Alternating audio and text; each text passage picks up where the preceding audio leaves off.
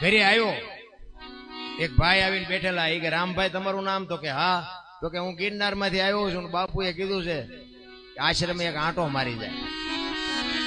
રામલો કે આજ જ બંદૂક ઉપાડીને આજ જ આવ્યા, એક દી વહેલા આવ્યા હોત તો.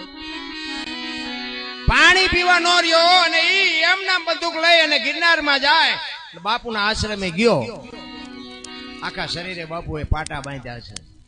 રામલો પૂછે છે કે બાપુ અમે તો પાપી છે, અમને તો બધું થાય ને અમને તો બધી પીડા હોય, પણ તમને શું આટલું બધું થયું, તમારે આ ભોગવવું પડે એટલા પાટા?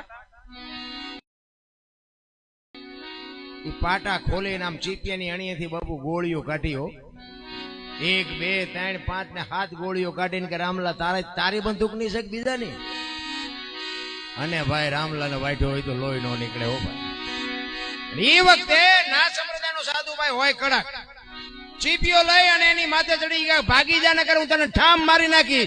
એ કે બાપુ હવે મારો તોય ભલે અને જીવાડો તોય ભલે, હવે મારું ઘરે આ છે ને મારું મહાણે આ છે, હવે મારે જવાનું થતું નથી. એ વખતે બાપુ